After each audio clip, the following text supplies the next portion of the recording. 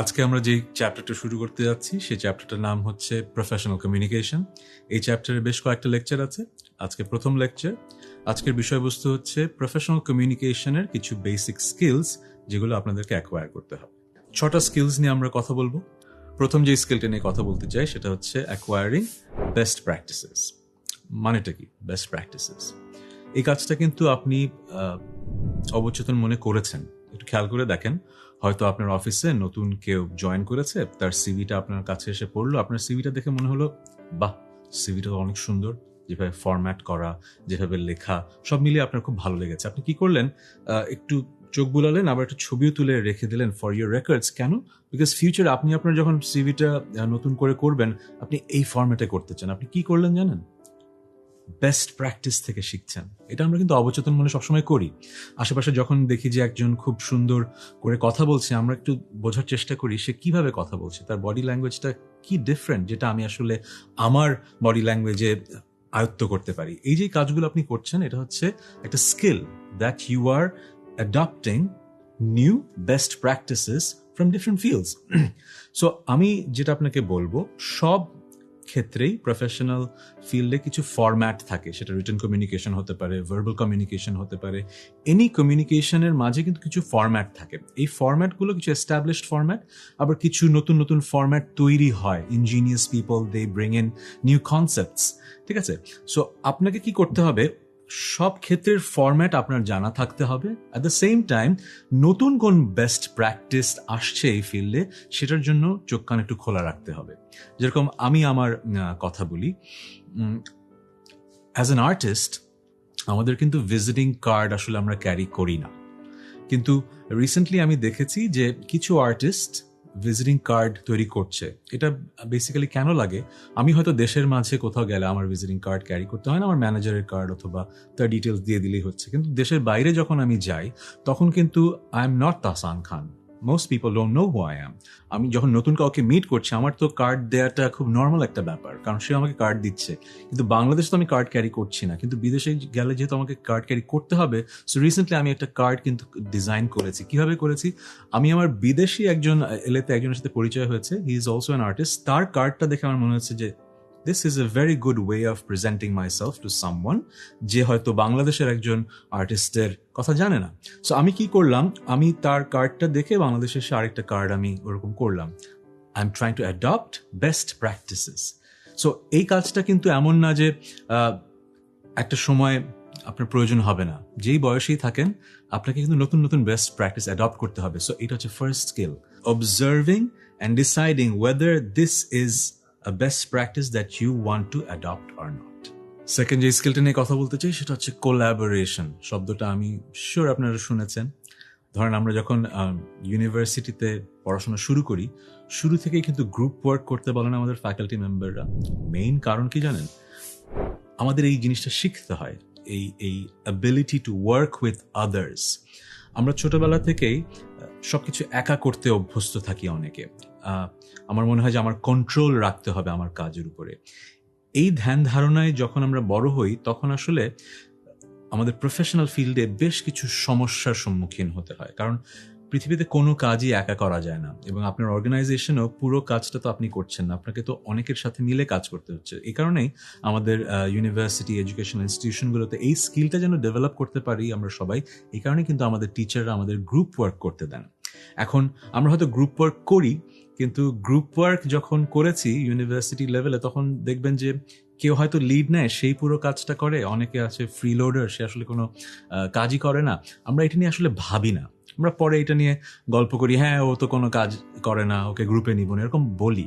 কিন্তু আলটিমেটলি আমরা যখন কর্মক্ষেত্রে প্রবেশ করি, তখন কিন্তু কেউ ফ্রি লোডার হিসেবে থাকতে পারে না, এবং কেউ কিন্তু আলফা মেল বা আলফা ফিমেল হিসেবে পুরো সব কাজ করে না। আপনাকে যদি ক্যারিয়ারে প্রোগ্রেশনটা সুন্দরভাবে নিশ্চিত করতে হয়, আপনার কিন্তু কোল্যাবোরেশনটা তখন আসলেই day in day out every day করতে হবে। সো এই স্কিলটা আপনাকে ইউনিভার্সিটি লেভেলে আপনি না শিখে ফেললেও এখন কিন্তু শিখতেই হবে if your in a professional career. এখন কোল্যাবোরেশন বলতে আসলে কি বোঝায়? অনেকে মিলে কাজ করাই কি কোল্যাবোরেশন? হ্যাঁ, ডিকশনারিতে যদি দেখেন হয়তো সেটাই লেখা আছে, কিন্তু আমি যেভাবে বুঝি এবং আমি যেভাবে আমাদের ছাত্রীদের বুঝাই, কোলাবোরেশন ইজ বেসিক্যালি সিনার্জি। এই শব্দটা খুব বেশি ইউজ হয় জার্গন হিসেবে, কিন্তু আমার খুব পছন্দের শব্দ, কারণ আমাকে যে শিক্ষক শিখিয়েছিলেন খুব ইজিলি শিখিয়েছিলেন, সিনার্জি হচ্ছে 2+2 ইজ গ্রেটার দেন 4। মানে আপনি যখন একা একটা কাজ করছেন সেটার যেটা আউটপুট হবে, আরেকজন কলিগ কাজ করছে একা, সেটার যেটা আউটপুট হবে, দুজন মিলে যখন কাজ করবেন তখন হবে কি, আপনার ভালোটাকে সে অ্যাম্প্লিফাই করবে, তার ভালোটাকে আপনি অ্যাম্প্লিফাই করবেন, আপনার যেই কমতিটুকু আছে সেটা তিনি কমপ্লিমেন্ট করবেন, তার কমতিটুকু আপনি কিন্তু কমিয়ে দেবেন। মিলিতভাবে কাজ করলে হবে কি, 2+2 will always be greater than 4। So আমার কাছে কোলাবোরেশন মানে হচ্ছে যখন অনেকগুলো মানুষ একসাথে কাজ করছে, তখন কাজের কোয়ালিটিটা বেটার হচ্ছে দুটো কারণে। এক, সবার স্ট্রেংথস একসাথে আসছে। আবার আরেকটা বিষয় হচ্ছে, সবাই তো সব বিষয়ে স্পেশালিস্ট না, আমাদের কোনো না কোনো বিষয়ে ঘাটতি থাকে। যখন একসাথে কাজ করছি আমরা একে অপরের ঘাটতিগুলোকে সুন্দরভাবে মোকাবেলা করে একসাথে একটা অ্যামেজিং পারফরমেন্স এবং আউটপুট দিতে পারছি। That is the beauty of collaboration. So এটা একটা স্কিল, সবার সাথে কাজ করা শিখতে হবে। তবে এটাও সত্যি, আপনার পার্সোনালিটি টাইপের সাথে সব পার্সোনালিটি টাইপের মানুষের যে আসলে খুব সুন্দর সিঙ্ক হবে সেটাও তো না। সো শিখতে হবে কিভাবে যে মানুষটাকে আপনার পছন্দ না, তার সাথেও কিভাবে প্রফেশনাল সেটিংয়ে কাজ করতে হয়। হয়তো অফিসের বাইরে, প্রফেশনাল সেটিং এর বাইরে এই মানুষটার সাথে আপনার ইন্টারাকশন হবে না, আপনি তাকে আসলে পার্সোনাল লাইফে সে অ্যাক্সেসটা দিতে চান না, কিন্তু ওইটাই স্কিল যে একটা মানুষকে আমার পছন্দ হয় না, তবু আমি কর্মক্ষেত্রে তার সাথে সুন্দরভাবে রেসপেক্টের সাথে কাজ করতে পারি। নেক্সট যে স্কিলটা নিয়ে কথা বলবো, সেটা নিয়ে কথা বলার আগে আমি ছোট্ট একটা গল্প মনে পড়ে গেল। আমার খুব পছন্দের একজন শিক্ষক আইবিএতে, উনি একটা ডেফিনেশন দিয়েছিলেন, আমার মনে আছে এখনো, মানে কখনো ডেফিনেশনটা ভুলিনি। উনি বলেছিলেন যে একজন manager K? A manager is someone who Gates things done through others. কি সুন্দর একটা কথা। একজন ম্যানেজার আসলে কি করেন, তিনি কাজটা করেন কিন্তু আসলে নিজের সব কাজ করেন না, ইনি কাজটা যেন হয় সেটা নিশ্চিত করেন কিভাবে, অন্যদেরকে দিয়ে কাজগুলো করান। এই যে কথাটা, মানে হচ্ছে উনি বোঝেন পুরো কাজটা কি, তারপর তিনি কাজটাকে ভাগ করেন, ভাগ করে বিভিন্ন মানুষের মাঝে বলে দেন যে আপনার এই কাজ, আপনার এই কাজ, আপনার এই কাজ। সবাই কিন্তু ইন্ডিভিজুয়ালি কাজ করছে, কিন্তু আসলে ওভারআর্চিং যে গোল সেটাই কিন্তু সবাই রিচ করার চেষ্টা করছে। এই যে কাজটা ম্যানেজার করেন, এটাকে কি বলা হয়? ডেলিগেট করা। পুরো কাজটাকে ভাগ করে যখন সাবঅর্ডিনেটদের মাঝে বুঝিয়ে দেয়া হয়, এটাকে বলে ডেলিগেশন। খুব সহজ ভাষায় এটা কিন্তু একটা স্কিল, সবাই কিন্তু এই কাজটা করতে পারে না। আপনি যখন এন্ট্রি লেভেলে জয়েন করেছেন একটা কর্মক্ষেত্রে, আপনি কিন্তু শুরুর দিন থেকে কিন্তু ডেলিগেট করছেন না, ডেলিগেশন হয়ে আপনার উপর কাজ আসছে। কিন্তু আস্তে আস্তে যখন আপনি কর্মক্ষেত্রে সিঁড়ি বেয়ে উপরে উঠবেন, এই স্কিলটা খুবই জরুরি যে আপনি অ্যাকোয়ার করেন। আপনাকে বুঝতে হবে কার কি স্ট্রেংথ, কার কি উইকনেস, কাকে কোন কাজটা দেয়া যাবে, কাকে কোন কাজটা দেয়া যাবে না, কাকে কোন কাজের কথা কিভাবে বললে সে শুনবে। অনেক সময় হয় কি, আপনি সুন্দরভাবে একটা কাজ করতে বলবেন, সে করবে, কিন্তু এমনভাবে বললেন যে মনে হলো যে বস আমাকে সুন্দরভাবে বোঝালো না। দুটো ব্যাপার হবে, সে কাজ করতে আগ্রহই প্রকাশ করবে না, দ্বিতীয়ত তার মনে হবে যে আমি আসলে কেন করছি এই কাজ, আমাকে দিয়ে কি করাচ্ছে। যে ঘটনাটা ঘটে,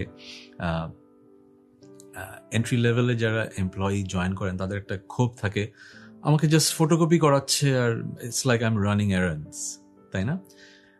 অনেকের মনে হতে পারে যে ডিসরেসপেক্টফুল কাজ। আমাদের মঞ্চ নাটকের ক্ষেত্রে এরকম হয় যে যখনই কেউ প্রথমে মঞ্চে অভিনয় শিখতে মনোনিবেশ করতে পারবেন ভাবেন, কিন্তু দেখা যায় যে প্রথম 1-2 বছর হয়তো এমন ফুটফরমাস খাটতে হচ্ছে, তার মনে হচ্ছে আমি আসলে কি করছি, আমি তো অভিনয় শিখছি না। এখানে ঘটনা হচ্ছে getting to know the culture. আপনি যখন ওই ফটোকপি করতেই এক রুম থেকে আরেক রুমে যাচ্ছেন, you are actually getting to meet a lot of people, interact with a lot of people. আপনি অফিস কালচার সম্পর্কে যাচ্ছেন। আপনার হয়তো মনে হচ্ছে আমি কিছুই করছি না, কিন্তু আপনি আসলে কিন্তু করছেন। আপনার বস হয়তো একদম ঠিকই বুঝে আপনাকে এমন কাজগুলো দিচ্ছেন যেটা আপনার মনে হচ্ছে যে খুব ভ্যালু অ্যাডেড কোনো কাজ না, ভ্যালু অ্যাডিশনের কোনো কাজ না, কিন্তু আপনাকে কিন্তু বস বুঝেই কাজটা দিয়েছেন। সো আপনাকে যদি বস বোঝাতে পারেন তাহলে বস সুন্দর করে ডেলিগেট করেছেন। কিন্তু আপনাকে বস যদি কাজটা দেওয়ার পরে আপনার মনে হয় যে আপনি আসলে এমন কিছু করছেন যেটার কোনো ভ্যালু নেই, তার মানে বস আপনাকে হয়তো ডেলিগেট করেছেন, কিন্তু এমনভাবে ডেলিগেট করেছেন যেটা আপনার কাছে মনে হয়নি খুব সুন্দর একটা কাজ। সো দুটো ব্যাপার, এক, ডেলিগেট করা জানতে হবে, অ্যাট দ্য সেম টাইম যাকে আমি কাজটা ডেলিগেট করে দিচ্ছি তার সাথে আমার প্রপারলি কমিউনিকেট করে বোঝানোর অ্যাবিলিটিটা থাকতে হবে যে কেন তাকে এই কাজটা দেয়া হচ্ছে, সো দ্যাট কাজটা খুব ছোট কাজ হলেও যিনি কাজটা করছেন তার জন্য মনে হয় এই কাজের একটা ভ্যালিউ আছে in the overarching goal of the company. Next যে স্কিলটা নিয়ে কথা বলতে চাই সেটা হচ্ছে ফিডব্যাক দেয়া এবং ফিডব্যাক নেওয়া। আমার মনে হয় আজকে যে টপিকগুলো নিয়ে কথা বলছি তার মাঝে সবচাইতে ইম্পর্টেন্ট এই টপিকটা।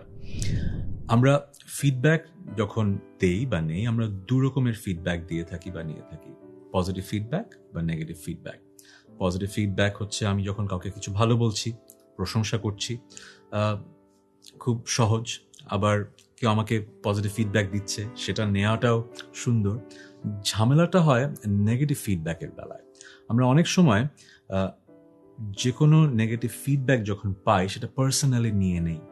আমরা বুঝতে পারি না যে এটা আসলে হয়তো আমার ভালোর জন্যই বলা হচ্ছে। সো আমাকে প্রথম বুঝতে হবে যে আমার যে নেগেটিভ ফিডব্যাকটা সেটা কেমন। দু রকমের হতে পারে, একটা হতে পারে গঠনমূলক কনস্ট্রাকটিভ, আরেকটা হতে পারে ধ্বংসাত্মক, একেবারেই এমন নেগেটিভিটি ওটার মাঝে আছে যেটার আসলে প্রয়োজন ছিল না। সো আমাকে ওইটা সেপারেট করতে জানতে হবে। আমাকে গঠনমূলক সমালোচনা প্রথমে বুঝতে হবে যে এটা গঠনমূলক সমালোচনা, তারপরে সেখান থেকে আমাকে শিক্ষাটা নিতে হবে কিভাবে এই ঘটনাটা ঘটে। অনেকগুলো প্রক্রিয়া আছে, কিছু এস্টাবলিশড মেথডস আছে, তার মধ্যে আমার যেটা পছন্দের সেটা হচ্ছে বার্গার মেথড, অনেকে স্যান্ডউইচ মেথডে বলে। ব্যাপারটা কিরকম, ধরুন আপনার কাউকে একটা ফিডব্যাক দিতে হবে যেটা একটু নেগেটিভ, কিন্তু শুরুতেই যদি আপনি নেগেটিভ কথাটা বলেন সেটা হয়তো ভালোভাবে রিসিভড হবে না। আপনি কিভাবে এস্টাবলিশ করবেন যে ভালোভাবে রিসিভড হবে কি হবে না? শুরু করবেন একটা ভালো কথা দিয়ে। ধরুন আমার সাথে আগামীকাল আপনার দেখা হলো, আপনি আমাকে প্রথমেই যদি বলেন যে আপনার স্যুটগুলো ভালো লাগছে না, আমি তো ভালো লাগবে না, তো আমার এই কথাটা শুনতেই ভালো লাগবে না। আপনি যদি শুরুতে বলেন যে স্যার আপনার ক্লাস দেখলাম, খুবই ভালো লেগেছে কন্টেন্টটা, কিন্তু স্যার আপনার স্যুটগুলো বেশি গ্ল্যামারাস হয়ে যাচ্ছে, একটু ডিস্ট্রাকশন মনে হচ্ছে, আপনার একটু এক কালারের স্যুট পরলে মানে ভালো হবে, কিন্তু ওভারঅল একদম বোরিং লাগেনি, মানে পুরো শোটা দেখেছি। সো হলো কি, প্রথমে একটা ভালো কথা বললেন, তারপরে আমার স্যুট নিয়ে কথা বললেন, তারপরে লাস্টে আবার বললেন যে না ওভারঅল সব পুরো ভিডিওটা দেখেছি, টানতে হয়নি, অনেক কিছু শিখেছি। প্রথমে হচ্ছে ভালো লেগেছে, মাঝখানে আপনার ক্রিটিসিজমটা, তারপর আবার ভালো কথা দিয়ে শেষ করলেন। এটাকে বলে বার্গার মেথড। খারাপ কথাটাকে প্যাটির মতো বানের মাঝখানে একটু চাপা দিয়ে দিলেন।